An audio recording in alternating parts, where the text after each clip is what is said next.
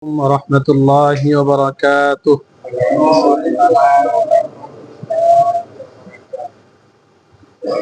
بسم الله الرحمن الرحيم.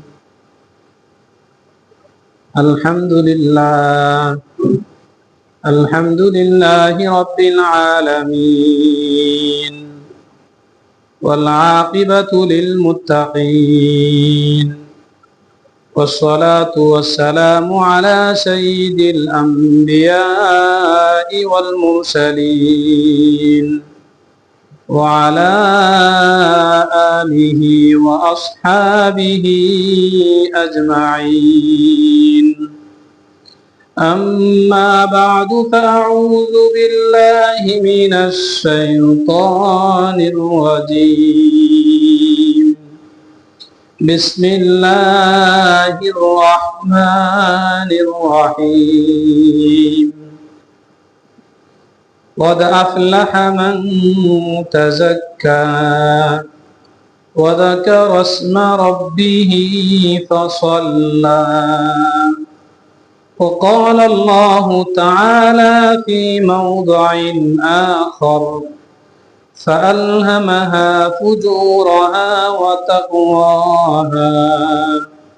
قد أفلح من زكاها وقد خاب من دساها. وقال النبي صلى الله عليه وسلم: إنا والله لا نولي هذا العمل أحدا سأله ولا أحدا حرص عليه، أو كما قال النبي صلى الله عليه وسلم.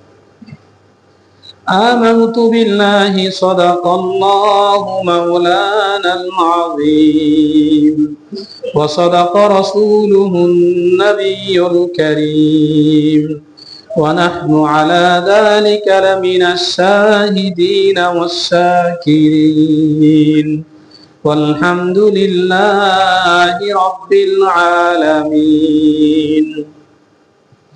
اللهم صل على محمد وعلى آل محمد، كما صليت على إبراهيم وعلى آل إبراهيم إنك حميد مجيد.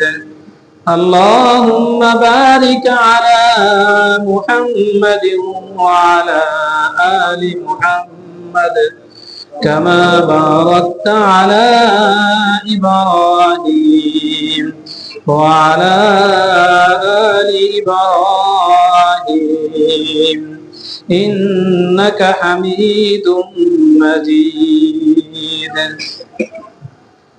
हर तमन्ना दिल से रुखसत हो गई, हर तमन्ना दिल से रुखसत हो गई। अब तो आजा, अब तो खलवत हो गई। अब तो आजा, अब तो खलवत हो गई। सलामुन अला खैरिल अनामी व सय्यिदी हबीबी इलाहिल आलमीन मुहम्मदी बशीरिन नज़ीरिन हाशिमिय्यिन मुकर्रमी अतूफुन रऊफुन मन युसम्मा बि अहमदी। قالوا سبحانك لا علم لنا إلا ما علمتنا إنك أنت العليم الحكيم. رب اشرح لي صدري ويسر لي أمري واحلل عقدة من لساني يفقه قولي. رب زدني علما رب زدني علما رب زدني علما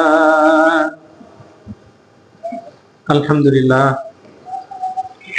মুআজ্জাজ মুহতারাম সম্মানিত মুসল্লিয়ানে কেরাম, আল্লাহ রাব্বুল আলামিন মেহেরবানি করে দয়া করে আমাদের মতো কয়েকজন গুনাহগারকে পবিত্র জুমার দিন গুনাহের ময়লা থেকে পবিত্র হওয়ার জন্য, জীবনকে জান্নাতি সাজে সজ্জিত করার জন্য আল্লাহর ঘর মসজিদে আসার তৌফিক দান করেছেন। সকলে শুকরিয়া তান বলি আলহামদুলিল্লাহ। মুহতারাম দোস্ত, কোন ধরনের ভূমিকা আলোচনা ছাড়াই আমরা মূল আলোচনায় চলে যাচ্ছি। আলোচনা চলতেছিল সম্পদের লোভ যেন আমার জীবনকে নষ্ট না করে,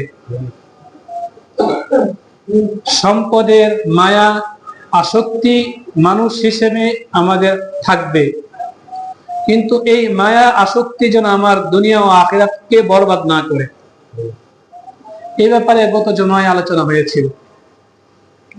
আলোচনা এই কারণেই করা, আলোচনা হলে ইনশাআল্লাহ বাঁচার একটা চেষ্টা থাকবে, আর যদি না হয় তাহলে তো চেষ্টা হবে না, কম হবে।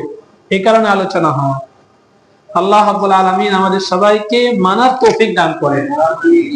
গত জুমায় বলেছিলাম সম্পদের আসক্তি কাকে বলে। যার অঢেল ধন সম্পদ আছে, হতে পারে তার সম্পদের আসক্তি নাই। আবার যে পথের ফকির, হতে পারে তার সম্পদের আসক্তি অনেক বেশি। এই সম্পদের আসক্তি লোক একটা চিন্তার বিষয়, ফিকিরের বিষয়, একটা আমলের বিষয়। যেই সম্পদের তামান্না বান্দাকে গুনার দিকে নিয়ে যায়, যে সম্পদ উপার্জন করতে গিয়ে বান্দা গুনার সাথে জড়িত হয়, আল্লাহর হুকুমকে পিছনে ফেলে, আল্লাহর হুকুমকে মানতে পারে না, মানার যোগ্যতা অর্জন হয় না, সেটাই হলো সম্পদের আসক্তি। সুতরাং আমি আমার জিন্দেগিতে দেখি সম্পদ উপার্জন করতে গিয়ে আল্লাহর নাফরমানি হইতেছে কিনা। যদি হয় আল্লাহর হস্তে নিজেই প্রস্তুত হই, এটা হতে দেওয়া যায় না। করতে পারে ও মুসলিম, ধর্মীয় জ্ঞান যাদের নাই, সে যদি করে তাহলে আল্লাহর কাছে একটা কথা থাকবে, জানতাম না। কিন্তু মুহতারাম দোস্ত, জ্ঞানী বিচক্ষণ তার থেকে এটা হতে পারে।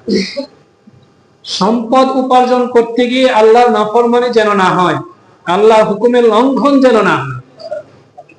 যদি হয় তাহলে এটাই হলো হিরস আলাল মাল, সম্পদের লোভ।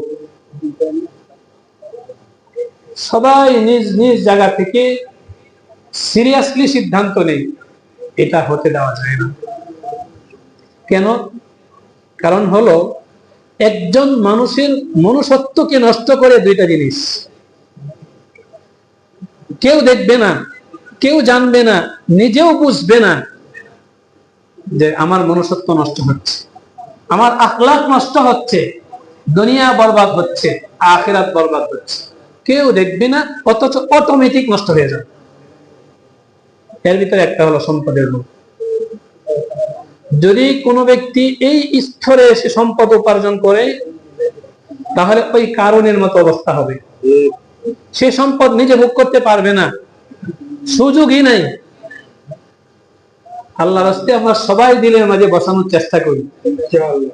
আল্লাহর হুকুমকে লঙ্ঘন করে কেউ যদি সম্পদ জমা করে, দোস্ত, আমার মাওলা ওই সম্পদ তাকে ভোগ করার সুযোগ দিবেন না। তার ফায়দা কি?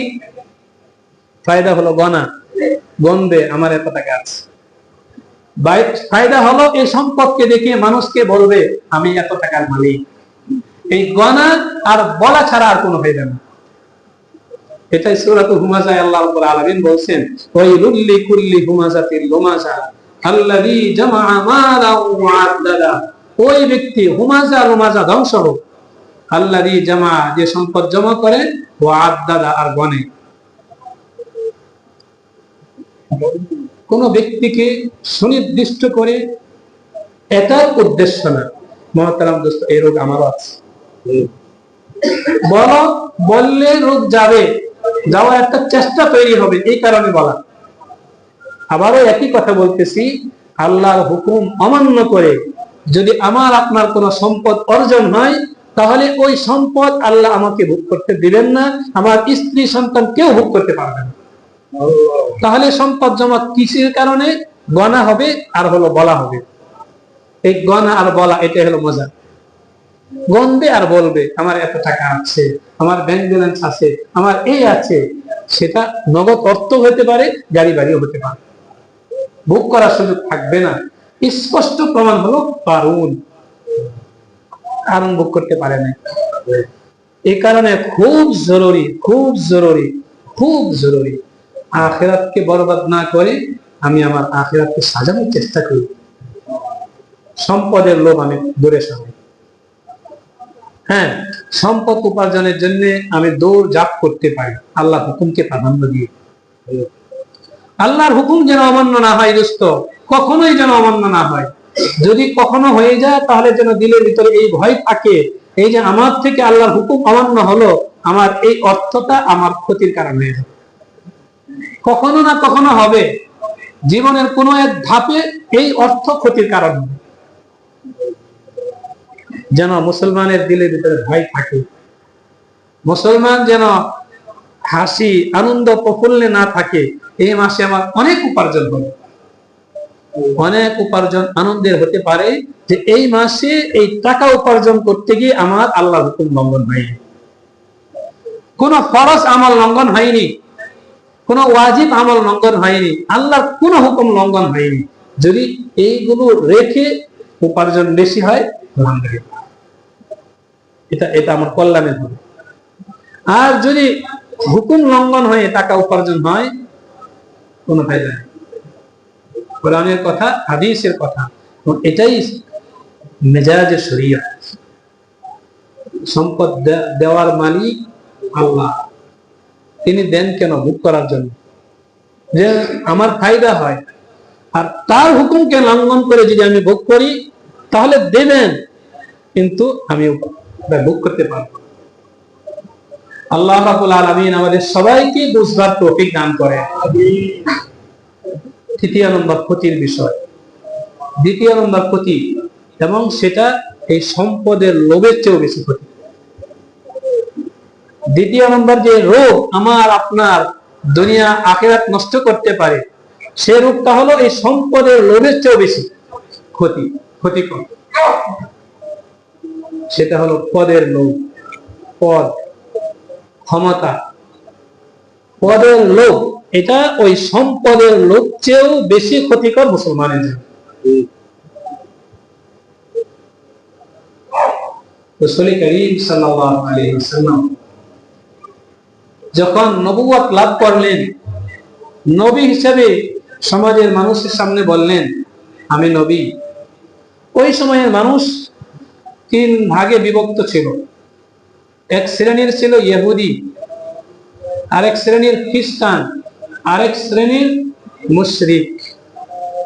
ইহুদি, নাসারা, মুশরিক, এই তিন শ্রেণীর মানুষের মাঝে যখন রাসূল বললেন ইয়া আইয়ুহান নাস কুলু লা ইলাহা ইল্লাল্লাহ ওয়া আন্না মুহাম্মাদুর রাসূলুল্লাহ, তখন ইহুদিরা চিন্তা করলো, মুহাম্মদকে যদি আমি মানি, আমরা যদি নবী হিসেবে মেনে নেই, তাহলে এই অনেক লম্বা সময় যাবত ইহুদি বংশের মাঝে নবী ধারার যে একটা সিস্টেম চলে আসছে, এটা এই জায়গায় এসে শেষ হয়ে যাচ্ছে।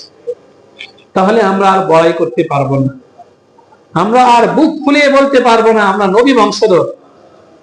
এরা বুক ফুলিয়ে বলতো। কোরআন মাজিদে আল্লাহ রাব্বুল আলামিন বলছেন ওয়াকালাতিল ইয়াহুদু নাহনু আবনাউল্লাহি ওয়া আহিব্বাউ, ইহুদিরা বলতো নাহনু আবনাউল্লাহ, আমরা আল্লাহর একান্ত আস্থাভাজন ব্যক্তি। এটা হলো তাদের গর্বের বিষয় ছিল। কেন? সব নবী আমাদের বংশের। হযরত ইয়াকুব আলাইহিস সালাতু ওয়াস সালাম, ইসহাক আলাইহিস সালাতু ওয়াস সালাম, ইয়াকুব আলাইহিস সালাম, ইউসুফ আলাইহিস সালাম, মুসা কালিমুল্লাহ, ঈসা রূহুল্লাহ, জাকারিয়া, ইয়াহইয়া আলাইহিস সালাতু ওয়াস সালাম সহ একেবারে অনেক দীর্ঘদিনের ইতিহাস ছিল ইহুদি বংশের মাঝে নবী হওয়া। এখন মোহাম্মদ নবী, যখন রসুল এই ঘোষণা দিয়েছেন, তো রসুলের ব্যক্তি সত্তার সাথে তাওরাত কিতাবকে মিলাইছে। তাওরাত কিতাবের বর্ণনা মেলানোর পরে দেখে 100% মিলে গেছে। এখন ইহুদি নেতৃস্থানীয় যারা, এরা বলতেছে, শোনো, আমাদের সামনে দুইটা অবস্থা। একটা অবস্থা হলো মুহাম্মদকে নবী হিসেবে মেনে নেওয়া। যদি মেনে নাও, তাহলে তোমরা আর এই গর্ব করতে পারবে না আমরা নবী বংশের। আজ থেকে তোমাদের এই পদ, এই মর্যাদা, এই সম্মানের আসন, এটাকে তোমাদের জলাঞ্জলি দিতে হবে। এই একটা পথ, জলাঞ্জলি দিয়ে মুহাম্মদকে নবী হিসেবে মেনে নাও। আরেকটা হলো মুহাম্মদকে নবী হিসেবে মানা যাবে না, আমাদের পথ ধরে রাখতে হবে। এই দুই অবস্থা ইহুদিরা সিদ্ধান্ত নিল মুহাম্মদকে নবী হিসেবে মানা যাবে না। নবী হিসেবে মানা যাবে না, মানলে দীর্ঘদিনের যে গর্ব ছিল এটা শেষ হয়ে যাবে, পথ শেষ হয়ে যাবে, নেতৃত্ব শেষ হয়ে যাবে। মুহাম্মদকে নবী হিসেবে মানা যাবে না, বাস। দ্বিতীয়টাকে তারা গ্রহণ করছে, মানবে না। তাহলে তাওরাত কিতাব তো তোমরা যদি নিষেধ করো মুহাম্মদ নবী না, তাহলে তো তাওরাত কিতাব এটা তো সাক্ষী দিবে যে মুহাম্মদ নবী। আচ্ছা, তাওরাত কিতাব যেহেতু সাক্ষী দিবে মুহাম্মদ নবী, তাহলে তাওরাত কিতাব আনো, এক শ্রেণীর লোককে জমায়েত করো, ওই তাওরাত কিতাবে মুহাম্মদের যত জায়গায় বর্ণনা আসছে সব বর্ণনা মুছে দাও। নাউযুবিল্লাহ। এই অন্যায় শুরু হলো কিনা? আগে ক্ষমতা আমার দরকার, যখন এই সিদ্ধান্তে উপনীত হলো, এই যে এখন নাফরমানি শুরু হয়ে গেল। আল্লাহর আসমানি কিতাব আল্লাহ নাজিল করছেন, যেখানে বান্দার কোনো কর্তৃত্ব দখলদারিত্ব নেই, ওই আসমানি কিতাবকে সামনে এনে যত জায়গায় রাসূলের বর্ণনা ছিল সব মুছে দাও, সব মিটিয়ে দাও। আর মিটানোর পরে, মুছানোর পরে নতুন করে তাওরাত লিখে বলতেছে হাযা মিন ইনদিল্লাহ, যে এটা হলো আল্লাহর কিতাব। বিকৃত করা কিতাবকে বলতেছে আল্লাহর কিতাব। আরেকটা অন্যায় হলো, এক নম্বর হলো বিকৃতি করলো, অন্যায়। দ্বিতীয় নম্বর হলো বিকৃতিকে বলতেছে এটা হলো হাযা মিন ইনদিল্লাহ লিয়াশতারু বিহি সামানান কালিলা, এটা আল্লাহর পক্ষ থেকে।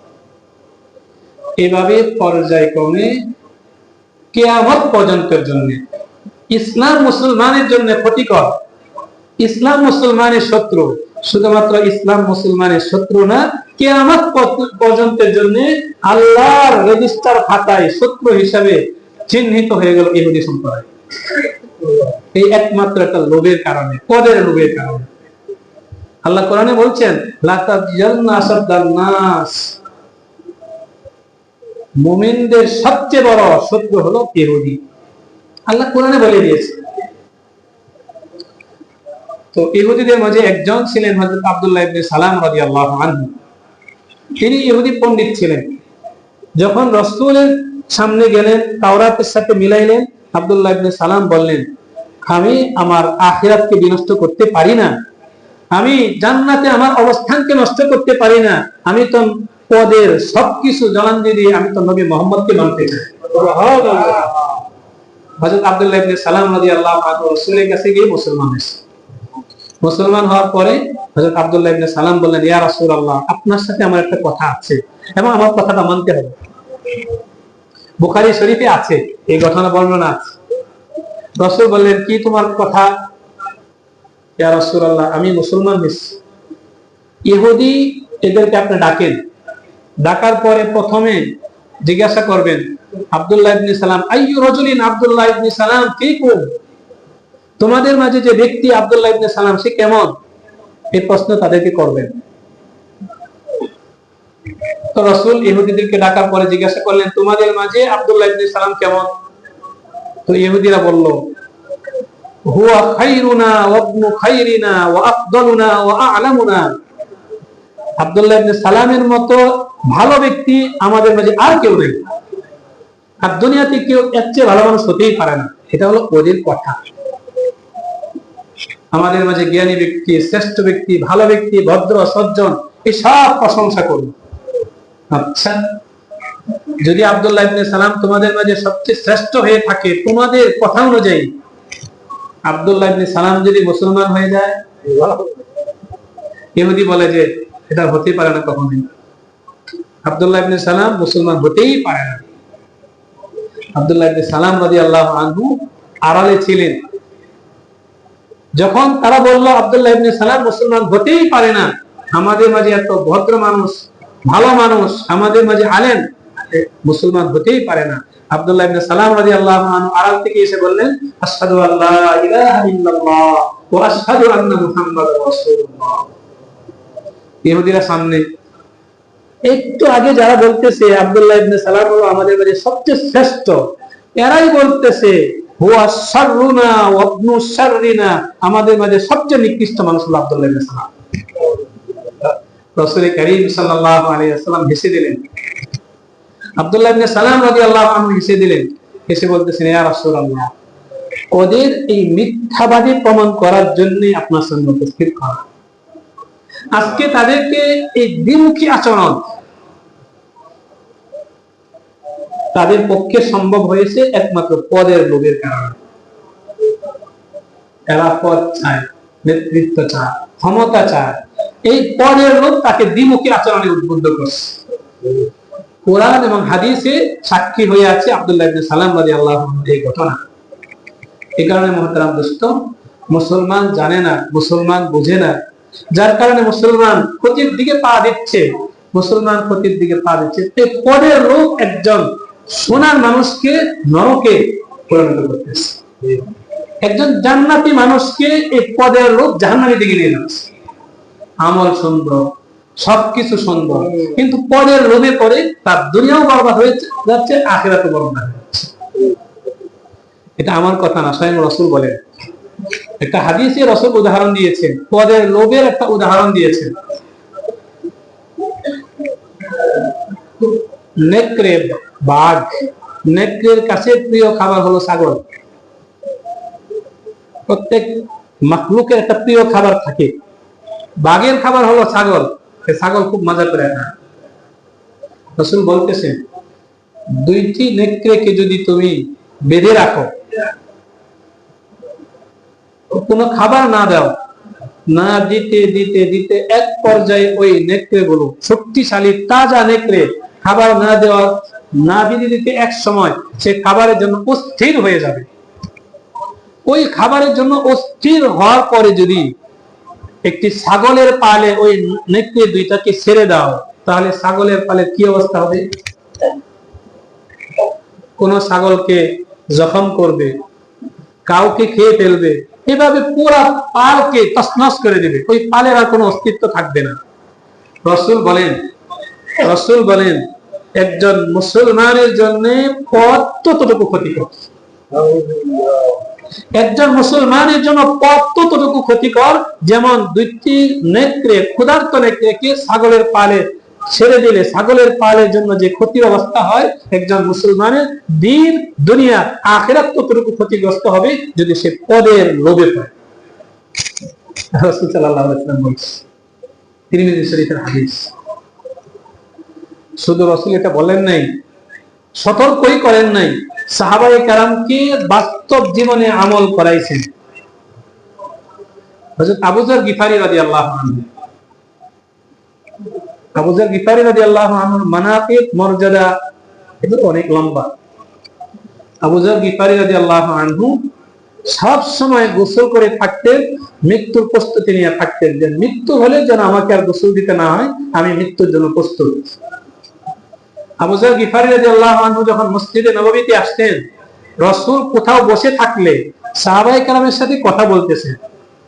উদাহরণ দিয়ে বোঝাই, আমি এখন মিম্বরে বসে আপনাদের সবাইকে নিয়ে কথা বলতেছি, এই অবস্থায় কোন একজন মুসল্লি ভাই যদি মসজিদে আসে আর আমি বয়ান বন্ধ করে ওই ভাইয়ের সাথে গিয়ে মুসাফা করে মুআনাকা করে তাকে যদি সামনে নিয়ে আসি, তাহলে আপনাদের কাছে ওই ব্যক্তি আমার কাছে গুরুত্বপূর্ণ মনে হবে কিনা? মনে হবে। রাসূল কারীম সাল্লাল্লাহু আলাইহি ওয়াসাল্লাম মসজিদে নববীতে যদি এই অবস্থায় থাকতেন, সাহাবাইদেরকে নিয়ে কোনো কথা বলতেছেন, দ্বীনি কোনো মজমায়, এই অবস্থায় যদি আবু যর গিফারী রাদিয়াল্লাহু আনহু আসতেন, রাসূল ওই আলোচনা সেরে আবু যর গিফারীকে গিয়ে মুসাফা করতেন।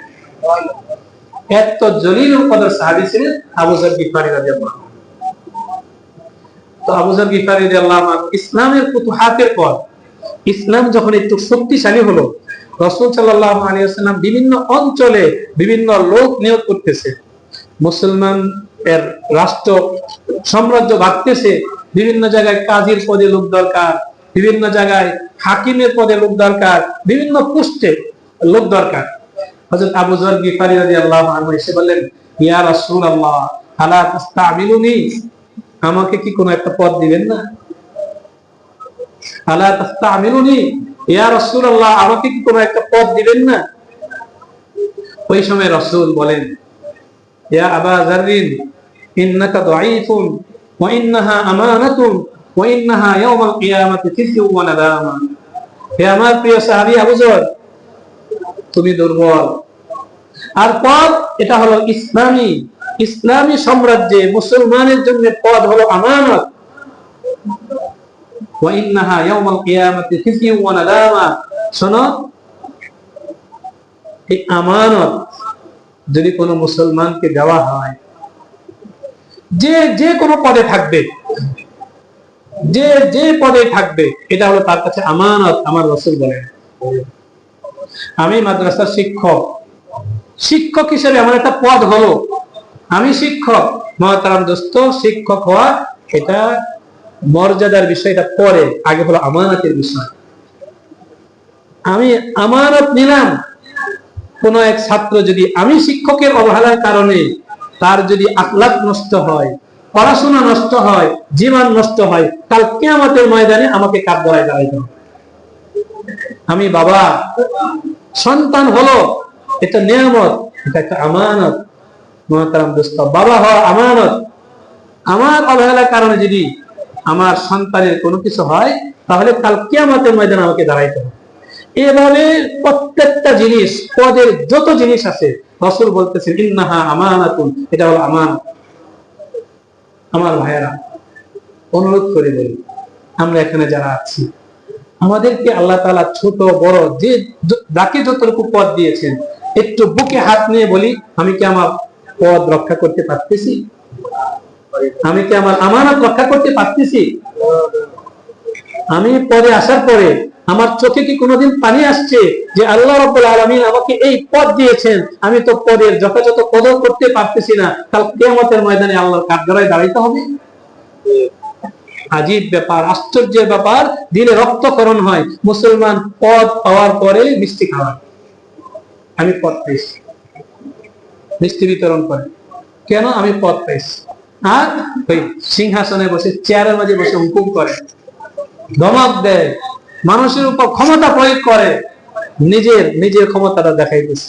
আর আসমানের মালিক আসমান থেকে হাসতেছেন, বান্দা কি করে? সে করে কি? একটা চেয়ারে বসে কি করা শুরু করছে। এটাই হযরত আবু যর গিফারি রাদিয়াল্লাহু আনহুকে আমার নবী বলতেছেন, ইন্নাকা দাঈফুন, হে আবু যর তুমি দাঈফ, দুর্বল। বলেন, আমি আপনি দুর্বল কিনা? সাহাবী আবু যর গিফারি, যাকে রাসূল মুআনাকা করে মুসাফা করে সামনে নিয়ে আসতেন, ওই সাহাবীকে রাসূল বলতেছেন ইন্নাকা দাঈফুন। সাহাবী যদি দুর্বল হয়, তো দুনিয়ার মানুষ, আমি আপনি, আমাদের অবস্থা কি? ওয়া ইন্নাহা আমানাতুন, আর পদ হলো আমানত। পদ হলো আমানত, যে পদে আছে এটা হলো আমানত। এই কারণে আমরা যেহেতু আমাদের পদ নিয়েই কথা বলি,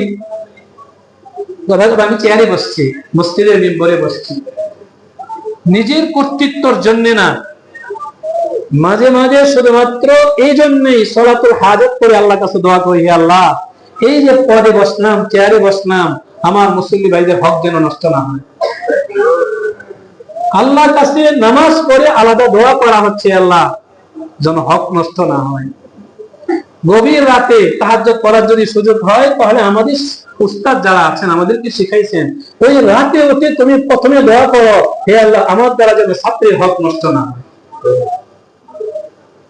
বৈবাহিক জিন্দেগিতে যাওয়ার পরে তাহাজ্জুদ পড়ে স্ত্রীর জন্য দোয়া করো, সন্তানের জন্য দোয়া করো, যে যেন স্ত্রী এবং সন্তানের হক নষ্ট না হয়।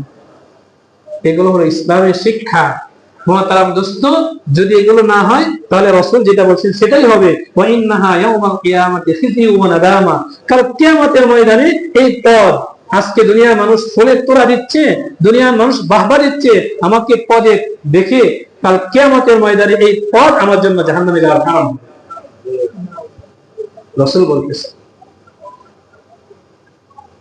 এবং আল্লাহ রাসূল কসম করে বলেন, রাসূল কসম করে বলতেছেন, মুসলিম শরীফের 1733 নম্বর হাদিস, রাসূল কসম করে বলতেছেন, ইন্না ওয়াল্লাহ লা নুওয়াল্লি হাযাল আমালা সাআলাহু, আল্লাহর কসম, আল্লাহর কসম, এই পদে আমি কোন মুসলমানকে অধিষ্ঠিত করব না যে এই পদ চায়। পদ চাওয়ার বিষয় না। রাসূল কসম করে বলতেছেন, ইসলামী সমাজে কেউ যদি পদ চায় তাহলে তাকে পদ দেওয়া উচিত না। কেন? যে ব্যক্তি পদ চেয়ে নেবে, তাকে যদি পদে বসানো হয়, তাকে যদি নেতৃত্বে বসানো হয়, আসনে বসানো হয়, তাহলে সে তার স্বার্থকে প্রাধান্য দেবে।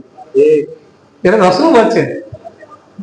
এই জায়গায় মুসলমানের উপকার হবে না, সে শুধু দেখবে আমার স্বার্থ কোন জায়গা আছে, এটা দেখবে। ব্যক্তি স্বার্থ, ব্যক্তি প্রতিষ্ঠা, নিজে প্রতিষ্ঠার জন্য চেষ্টা করবে, উম্মতের জন্য চেষ্টা করবে না। এই কারণে রাসূল কসম খেয়ে বলছেন, এমন ব্যক্তিকে ইন্না ওয়াল্লাহ না নুওয়াল্লি হাযাল আমালা আহাদান সাআলাহু ওয়ালা আহাদান হারাস আলাইহি। এক ব্যক্তি চাই নাই চক্ষু লজ্জার কারণে, কিন্তু তার দিলে বেশি তামান্না আছে, আশা আছে, আমাকে যদি এটা দিত, আমাকে যদি এটা দিত। রাসূল বলতেছেন তাকে দেওয়া হবে না, তাকেও দেওয়া হবে। আলহামদুলিল্লাহ, আমাদের মাদ্রাসাগুলোতে এর আমলি প্রশিক্ষণ হয়। কথার কথা, মাদ্রাসায় বিভিন্ন পোস্ট আছে, মুহতামিম, নায়েব মুহতামিম, শিক্ষা সচিব, এরপর এভাবে বিভিন্ন পোস্ট। তো প্রতিষ্ঠানগুলোতে কথার কথা, আজকে আমি শিক্ষা সচিব, এক বছর, আরেক বছর পরে পরিবর্তন হয়, এবছর আপনি শিক্ষা সচিব না, আপনি আরেকটা পদে নিচে। তো দেখে তার কোনো আপত্তি আছে কিনা। যদি আপত্তি থাকে তাহলে সব পদ শূন্য, তুমি শুধু শিক্ষক হিসেবে থাকো, তোমাকে আর কোনো পদ দেওয়া হবে না। কারণ যার ভিতরে আপত্তি আছে, যার কথা থাকে, তার দ্বারা ছাত্রের ফায়দা হবে না, এই কারণে দেওয়া হয় না। স্বয়ং রাসূল করিম সাল্লাল্লাহু আলাইহি ওয়াসাল্লাম সাহাবায়ে কেরামকে শিখাইছেন। হযরত আবু বকর রাদিয়াল্লাহু আনহু খেলাফতের মসনদে বসার পরে মিম্বরে বসে উনি বলতেছেন, ইন্নী উল্লিতু ওয়ালাস্তু বিখাইরিকুম উল্লিতু আলাইকুম ওয়ালাস্তু বিখাইরিকুম। শোনো হে আমার ভাইয়েরা, উল্লিতু আলাইকুম, আমাকে তোমাদের দায়িত্ব দেওয়া হয়েছে, আমি খলিফাতুল মুসলিমিন। এটা গর্বের বিষয় না, এটা অহংকার দাপটের বিষয় না, খলিফাতুল মুসলিমিন। বলেন তো তিনি কেমন খলিফাতুল মুসলিমিন ছিলেন? ইসলামী মানচিত্রে, ইসলামী ইতিহাসে আবু বকর রাদিয়াল্লাহু আনহুর মতো খলিফা আর কোনদিন আসবে? আর কোনদিন আসবে না, আর কোনদিন জামানা পাবে না আবু বকরের মতো খলিফা। ওই আবু বকর খেলাফতের মসনদে বলতেছেন, বসে বলতেছেন, ইন্নী উল্লিতু আলাইকুম ওয়ালাস্তু বিখাইরিকুম। খলিফা হওয়া এটা গর্বের, অহংকারের না, বরং এবং এই কারণে আমি তোমাদের উপর শ্রেষ্ঠ না, আমি তোমাদের মতো একজন সাধারণ মানুষ, বাকি আমাকে দায়িত্ব দেওয়া হয়েছে। উমরে ফারুক রাদিয়াল্লাহু আনহুর মতো এত প্রতাপশালী ব্যক্তি, যাকে কাফেররা ভয় পায়, আপনারা জানেন, হযরত উমরে ফারুক